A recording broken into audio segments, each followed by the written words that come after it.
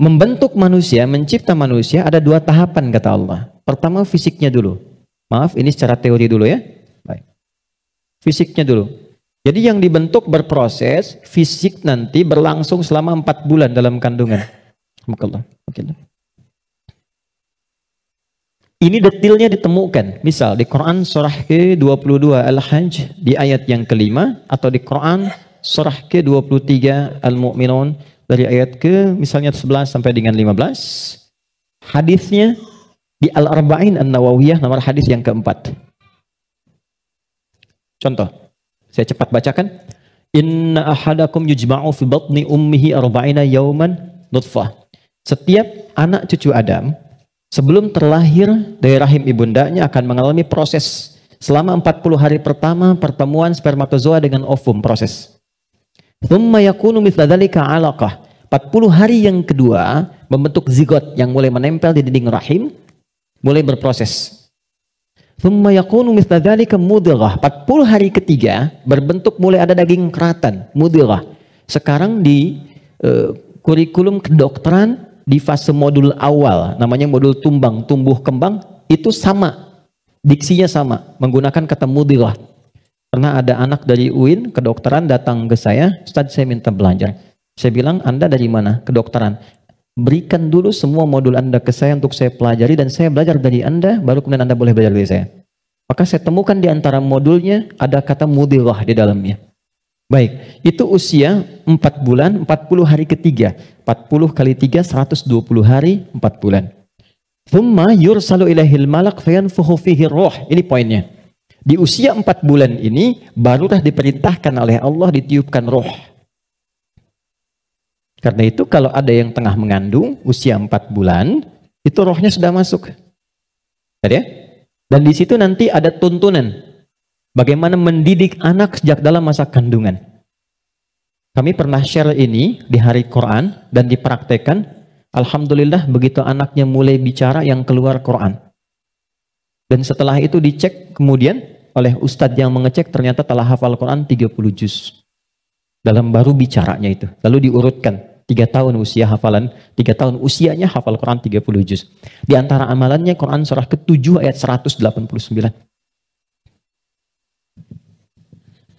Falamma taghasyaha hamalat hamdan khafifa famarrat bi, sampai ke ujung ayatnya, da'amallaha rabbahuma la in ataitana salihah lanakunanna minasyakirin. Jadi kalau ada yang sedang mengandung, di antara sunnah membacakan untuk anak itu suami istri.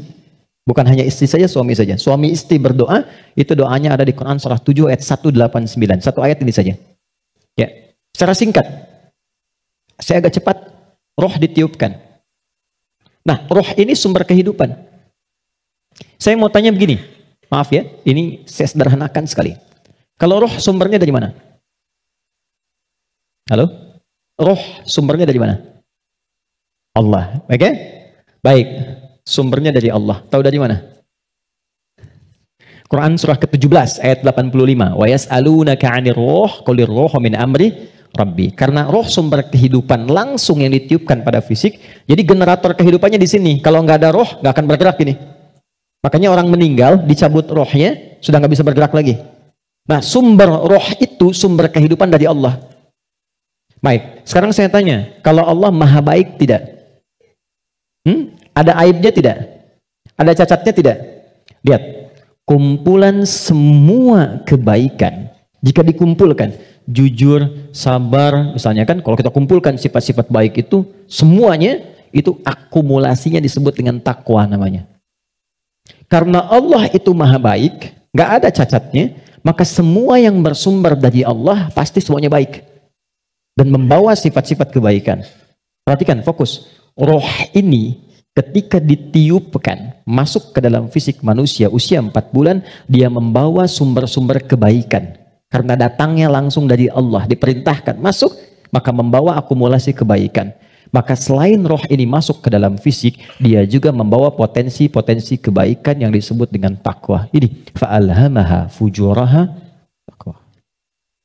Pelan-pelan.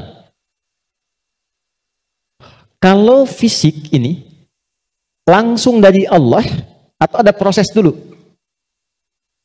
Terbayang nggak maksudnya? Kalau roh itu kan langsung kan? Allah firmankan, masuk kan? Kalau fisik langsung tercipta ada proses dulu. Proses. Tadi kan sampai 4 bulan demikian. Sebelumnya ada proses dan sebagainya. Proses kan? Karena proses didahului dengan ikhtiar, maka tidak sama sifatnya dengan takwa. Dia membawa sifat bawaan disebut dengan fujur. Sekarang perhatikan, saya ilustrasikan. Bismillah. Ini ada gelas. Oke, kosong ya. Ini kalau kalau saya isi air bening, ya kosong kan? Saya bukan ingin sulap ya, jangan ingin tunjukkan. Kalau ini saya isi air bening nih, bening, oke? Bening. Lalu saya campur dengan kopi. Jadi apa warnanya? Oke, berubah warna kan? Intinya hitam misalnya. Saya kasih susu, berubah warna kan? Baik ya? Maka perhatikan baik-baik. Kalau kita ilustrasikan, ini ada tempat, dimasukkan kemudian air bening. Gambarkan yang bening itu takwa ini. Jelas? Takwa itu tadi sifat yang melekat kepada apa? Roh. Masih ingat? Kemudian dia bercampur dengan ini, sifat bawaan dari fisik. Kenapa saya sebut tidak langsung dari Allah, tapi melalui proses ikhtiar yang Allah tetapkan? Karena maaf sekali.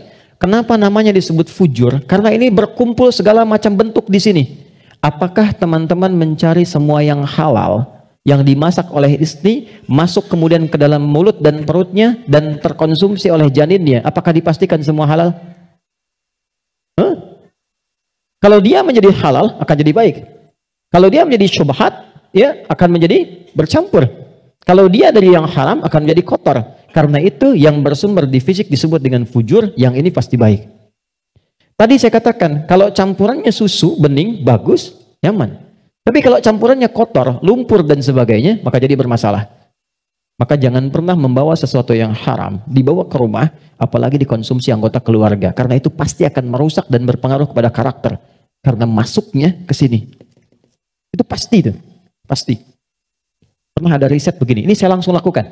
Saya baru pulang dari Tripoli, mengajar di satu tempat di Bekasi. Kemudian tiba-tiba ada anak yang tidak biasa. Ini menarik ini. Anaknya unik sekali. Tapi ibunya salihah. Rajin, bapaknya salihah. Bapaknya salih, ibunya salihah. Jadi rajin ke majelis ilmu dan anaknya unik. Nah, qadar Allah alhamdulillah bertahan dengan kami itu sampai selesai belajar. Ibunya tiba-tiba datang. Alhamdulillah Ustaz katanya. Anak saya bisa bertahan. Memang kenapa Bu? Tidak pernah dia bisa bertahan di satu tempat, baik di pengajian apalagi di sekolah, kecuali setelah 5 menit gurunya akan datang mengantarkan ia kepada saya, mohon dibawa pulang karena kami tak sanggup mengajarinya lagi. Nah, tanpa saya tanya, ibunya cerita, Ustadz izin konsultasi, sebetulnya ini saya adopsi karena dulu kami mencoba menyelamatkan, saya bekerja sama dengan kawan saya yang public figure juga perempuan, menyelamatkan 2 anak kembar dari perilaku orang tua yang ayahnya pencuri, ibunya suka mabuk.